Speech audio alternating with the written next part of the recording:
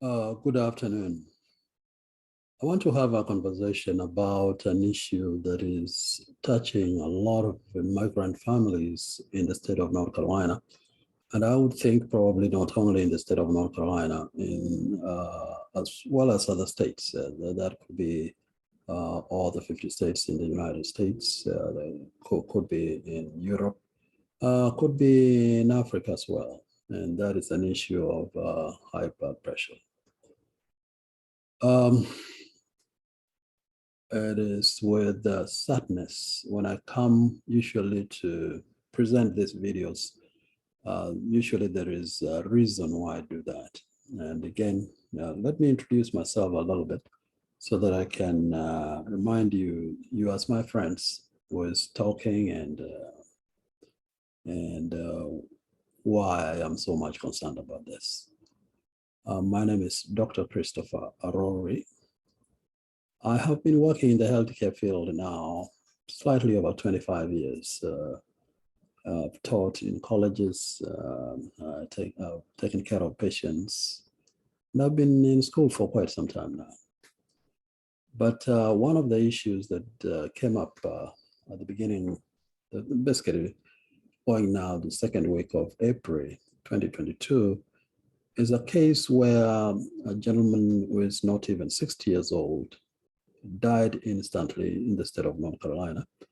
And the reason why he passed, when I was listening to the information that was being shared around, was due to high blood pressure. When he got to the hospital, his blood pressure, his top number was in the 300s. This is not the first time this has happened. It has happened in many occasions. About 16 years ago, we lost a gentleman here again in this state with that kind of problem, where the blood pressure was so high and he passed out at night. I think enough is enough, and it should be touching the community. But sometimes we do not do anything. As I was sitting in a meeting, this one was on the 12th of April 2022, I had one of my colleagues make a statement that sometimes we are so reactive.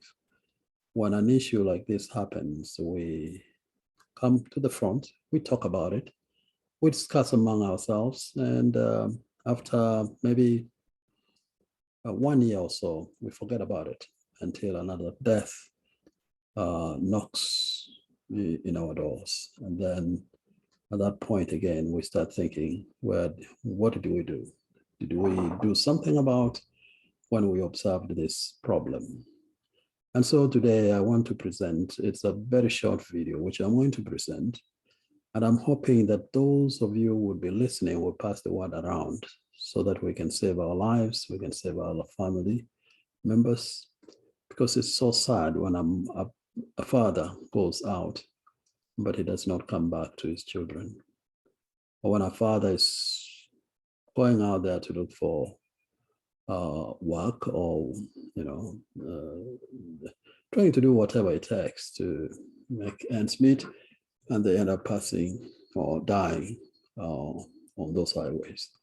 Or a mother goes to work at night and works so hard, comes in the morning, sits in a sofa, and he passes out, never wakes up. Or a gentleman who drives on the highway, feels tired, pulls over to the side of the road, but takes a nap and he never wakes up from that nap. And when you look at all those cases, and these are live cases, I know the names and I know the persons, the individuals, but I wouldn't want to mention them for the sake of their privacy and the privacy of their family members. But it is very concerning, and that's why I thought it wise to come to you in this social media. Now, blood pressure killing us, and we know that it is a manageable disease. It's a preventable disease. We should not have people dying of something that is preventable. I think we should do something about it. Let me just give you some numbers. Anytime your blood pressure, the top number is 120 and below, also the bottom number being below 80s, then we consider that as normal blood pressure. Let me repeat that again. If the top number is in the 120s and the bottom number, or is less than 120, that is, and the bottom number is less than 80, then you are considered to have normal blood pressure. But if you see your blood pressure going to the top, or maybe 120s to 129, and the bottom number being like in the high 80s, then we start thinking of that you have high blood pressure. Your blood pressure started going up. But stage one of a high blood pressure would be something like between 130 and 139. That's according to American Heart Association. So if it is in the 130s of 139, that's the top number. And the bottom number being 80 to 89, then you would be considered as being on stage one of high blood pressure. When it goes to stage two, we start seeing the top numbers ranging between 140 to 180s. And then the bottom number goes to 90 to 120s. Again, let me repeat, that stage two is 130 to 139, no, 140 to 180s. And then the bottom number, 90 to 120s. Then you are considered to be on stage two high blood pressure. But when it gets to that crisis, which is stage three, and I wouldn't even classify that as stage three, but it is considered a crisis, is when we see those numbers being as high as 180s, the bottom number greater than 120, then you are on a crisis. What that means that anything can happen. You can, some of your blood vessels could rupture. You are subjected to a stroke, maybe heart attack, or you can even be damaging your kidneys. But let me give you a background about this blood pressure so that you can, I'm working with you on this one. So hypertension rates are disproportionately higher in persons of African descent. We see higher numbers in persons of African descent. It could be genetic. That's worldwide, and more so in the United States. We continue to see that. Additionally, if you look at John Hopkins study, which was done actually this year, by March this year, and going back to 2015, we do see that this blood pressure affects persons of African descent, actually about 26% of the global population, and it affects a lot of people. 26% is a very big number. But when you look at the overall prevalence of hypertension, it is 45.4% in the United States, with nearly 80,000, 80,000, that's 80,000 deaths due to hypertension, especially back in 2015. And these numbers keep on going up. African Americans and the Black population living in the US are disproportionately affected by hypertension. So if you're Black, just like me, we are at risk of experiencing that problem. But again, it's a manageable disease. What high blood pressure does is usually, if you have those high numbers, what studies have shown, they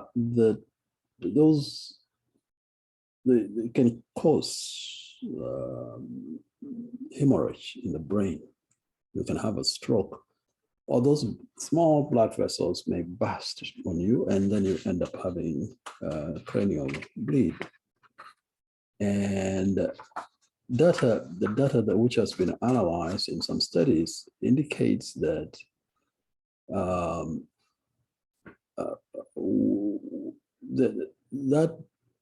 that bleeding, assuming it's controlled, but it may return. You continue to be at higher risk. So what I'm saying is, once you have had that high blood pressure, you've probably developed in the intracranial bleed, and you have been treated. You are now well. You're doing well. What I'm saying is that still becomes a risk factor for you. You have to make sure that you monitor that blood pressure very closely. So let me give some basics about blood pressure, and I'll move very quickly from here. The basics based on what was reviewed by the Harvard review.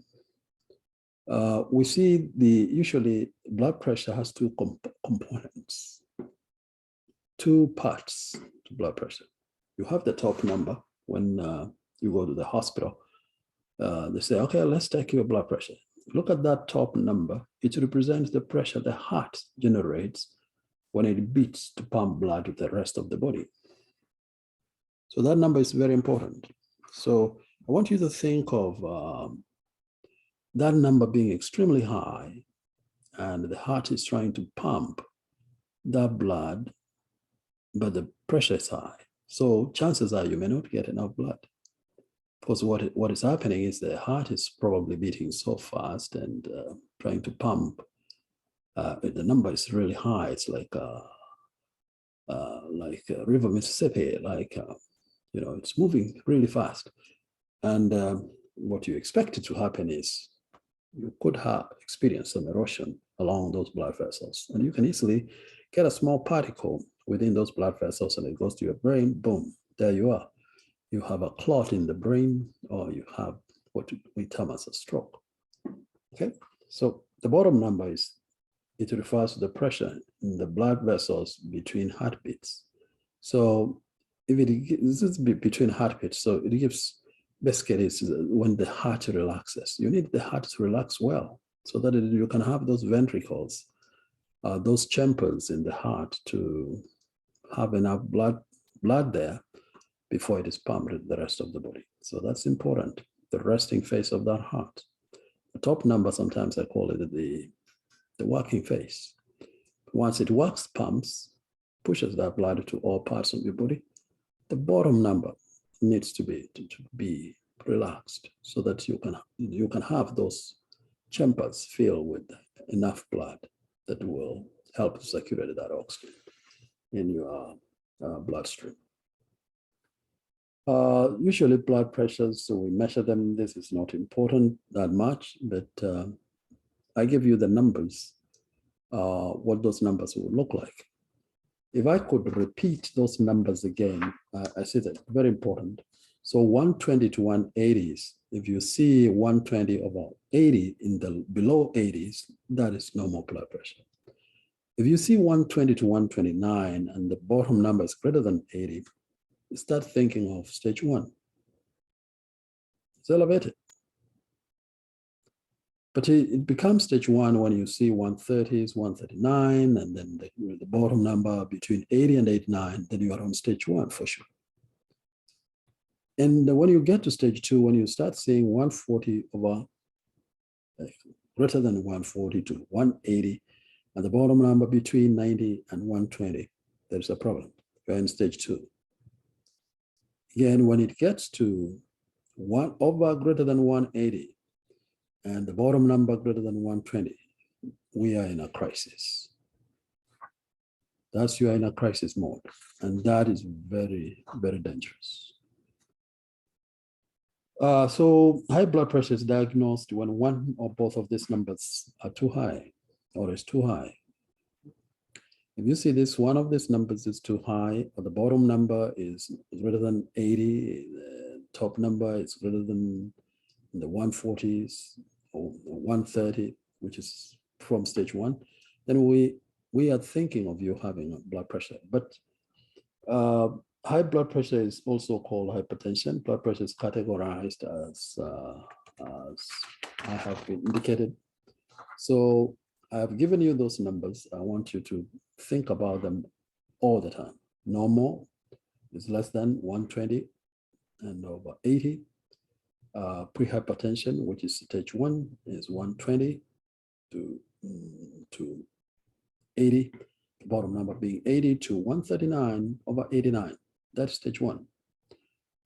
No, we can call it pre-hypertension, but stage 1 usually it is when the blood pressure gets over 140 and the bottom number over the over 90s to 159 over 99. That's stage 1. When into stage 2 is 160 over 100. Some studies have shown that and above. Usually systolic blood pressure increases as we age.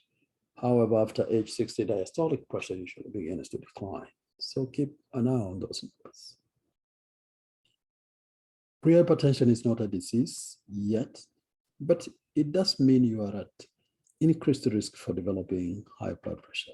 So pre-hypertension, that is in the 120s, over 80 to 139 over 89 is pre-hypertension. It's not a disease at that point, but you need to keep an eye on that blood pressure very closely. But although high blood pressure can cause symptoms such as headache and bounding heartbeat, it often causes no symptoms at all. That's why it's called a silent killer. Blood pressure can kill you silently. You can have that pressure for a long time without realizing that it is within your bloodstream. So it is important to be thinking about that as well, because you may not know that something dangerous is within you. So why worry about high blood pressure? Because even when high blood pressure is not causing any symptoms, it can silently damage many organs, including the brain. Can be your eyes can be damaged, your heart, your kidneys, arteries throughout your body. So you have to think about that. You have to think about those eyes. You have to think about the kidney. You have to think about your heart. You have to think about those arteries because they could be going through damage, and some of them over time may become irreversible. You may not recognize the damage that silent hypertension has been doing to your body until you suddenly are stricken with a major disease. For example, hypertension increases your risk of heart attack, stroke, and kidney failure. By that time, it is in that advanced stage, and it takes time to some of those problems to be realized. Usually, hypertension does not directly cause symptoms when blood pressure is very high. However, if it is high, sometimes you may complain of headaches, you may feel dizzy, you may become fatigued, and ringing in the ears. So that is some of the symptoms like headaches, dizziness, fatigue, and the ringing in the ears. But that's rare sometimes. Based on my experience, I've had patients who, when I'm taking care of them, you find their blood pressures in the 200s, over 130s, 140s, but still they're not complaining of any pain. They say they're fine. Why? Probably because they have been living with those high numbers in their system, and the body has kind of adopted, but still it's very dangerous. And at that time, you will find that their numbers, the kidney numbers, when blood is drawn, the kidney numbers could be really high. Okay, so to diagnose hypertension, therefore, it's essential that blood pressure be measured carefully. To obtain an accurate blood pressure, there are specific things that we should do as individuals. One, avoid the following at least 1 hour before you have blood pressure taken. Don't get to the hospital and your blood pressure is taken because it may not be accurate. Some of the things to avoid are such as strenuous exercise. Don't take blood pressure when you have been exercising and now you try to check your blood pressure. It will give you wrong numbers. If you smoke, if you're a smoker, do not take that blood pressure immediately after you have smoked. Eating, when you're finished eating, don't take that blood pressure because the body has been working. You have been making that body to work. So if you check your blood pressure, it may give you wrong numbers. Drinking caffeinated beverages. You have been drinking coffee while you are on your way to your doctor. No, it may give you wrong numbers as well. The other things which you need to do is be seated for at least 5 minutes before the reading is taken. Important. the body to adjust accordingly. Do not talk while your blood pressure is being measured, because talking is work. 2 readings should be recorded and averaged. So we cannot rely on only one number. Those blood pressure readings must be taken more, maybe two consecutive times. Then we average, and then it's when you can say that you have high blood pressure or not. If your blood pressure is high, your doctor should examine your eyes, heart, and nervous system and look for evidence of damage from hypertension. You should not just be left. If it is found high, then the eyes must be checked, your heart, your kidneys, your nervous system. All those systems must be checked. If there is no such evidence, you should return for at least 2 more blood pressure measurements. Only then should the doctor diagnose you with hypertension. That is because a single high reading can happen to anyone. Anybody, any one of us can have a single high reading because of stress. Once you are diagnosed with hypertension, other tests will check for organ damage. These tests can include things like blood tests to check kidney function. We can also have an EKG to check your heart function, thickening of the heart muscle, reduced blood flow to your heart, irregular heart rhythms. All these are important to check whether all those systems are intact or they have been damaged by the issue of high blood pressure. Prevention. But to prevent high blood pressure, get regular aerobic exercises, limit your intake of salt and alcoholic beverages. Please exercise. Avoid those alcoholic beverages. Avoid too much taking of salt. You don't want that salt, because where salt goes, water follows that. It attracts water. So limit the amount of salt you take. Exercise, sleep well, stress reduction, eat a diet rich in fruits, vegetables, and low in saturated fats. Avoid smoking, maintain a desirable body weight. You are being asked to do a lot, I know, but those actions may end up saving your life. I know, because I've seen them. I've worked in those different places, and that's what I see. Quit smoking. Reduce your the LDLs, the bad cholesterol. How do you reduce that? Avoid meat or meat. Change your diet, balance your diet, eat more vegetables and fruits, and also some people may end up being on medications such as statins, which will change the way those plaques are deposited along your blood vessels.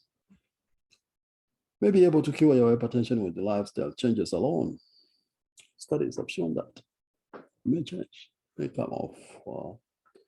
One of my friends asked me yesterday when we were talking, this is in the month of April, it was the 12th, 2022, questioned, guys, you sound like you want us to be taking medications forever. No, if you exercise, you eat well, you balance your diet, and you're active, you stop smoking, you stop drinking, you stop doing all those kinds of things, you may be off those medications. Studies have shown that some people have been able to do that. Treatment. Sometimes lifestyle changes can adequately control hypertension. If this is the case, medication will be needed. That is, if your lifestyle cannot change those, cannot bring that blood pressure down, then medication may be needed. And those medications would include things like diuretics, beta blockers, ACE inhibitors, angiotensin channel blockers, alpha blockers. I wouldn't go into details about that. I would probably defer that to talk with your doctor. But studies have shown that a quadruple type of treatment works much better than a single treatment or monotherapy. In other words, you have to be on 4 things. Could be based on your doctor. Just ask about quadruple treatment. Physicians should know what that means. They can work with you to control your blood pressure much better. People with diabetes, kidney disease, or heart problems are at high risk of complications from hypertension. As a result, they are usually treated more aggressively with medications. So if a person is diabetic, has kidney problems, has heart problems, and now you have a high blood pressure, then medications may be needed to manage your condition. Okay. 1 to 1/4 professional adults should have their blood pressure measured at least every few years. So every few years, but I would go further than that and say every year. Just get your blood pressure being checked. Now the blood pressure machines are in pharmaceutical, or some grocery stores actually, and they are in drugstores. You go there, you find, just check it. When you are, while you are shopping, check and see where your blood pressure is. If your blood pressure is higher than 120, the bottom number is higher than 80, schedule regular appointments with your doctor. Have your blood pressure monitored more regularly, and get advice about modifying your lifestyle to prevent future complications or future problems. And actually, I came up with blood pressure, which I use. You can buy something small like this, where you use at home. You just use this blood pressure and monitor your blood pressure, write it down. Because when you take the blood pressure at home, it tends to be more accurate than when you are at the doctor. There is this issue they call white coat syndrome. You see the clinicians or doctors, you get scared and your blood pressure goes to the roof. So you can use your own blood pressure. And some of these are not that expensive. You can buy them from like Walmart and all that. And some of them are very cheap actually. Or some just you put on the wrist, the small ones, I didn't print that, but you put on the wrist and just take and write it, keep track of your blood pressure. Once you keep those numbers, you should be able to know exactly what the trend looks like, what that pattern, if it is getting higher than the 120s or the bottom number higher than the 80s, then you schedule and see, make sure that you would see your doctor so that you can start working on it to manage it well.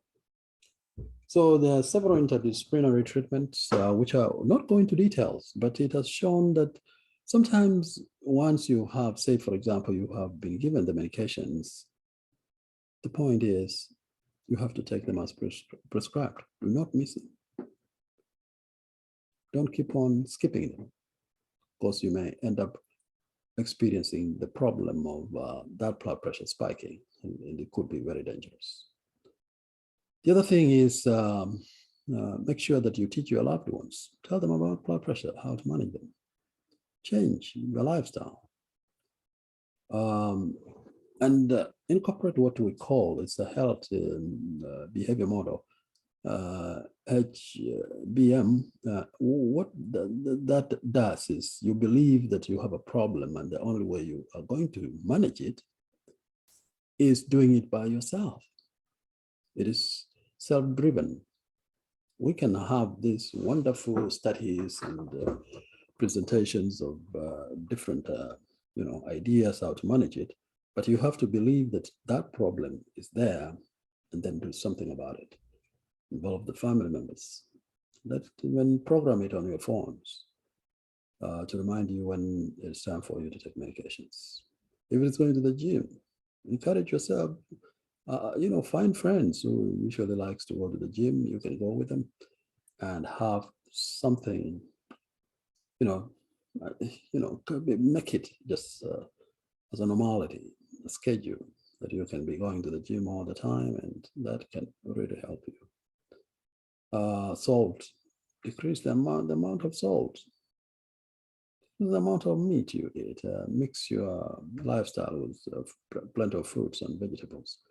And if you do this, believe me, this blood pressure you can manage it. You can actually manage it really well, and it can be a thing of the past. We don't need to lose so many people. We don't need to lose people from what is preventable. It is preventable, folks. We don't have to lose our loved ones. You don't have to die from this disease. You can manage it. You can manage it. Let's do it and do it well. And pass the information to your friends once you come across this video. Thank you so much. Looking forward to post some more videos, especially also on diabetes. Be safe.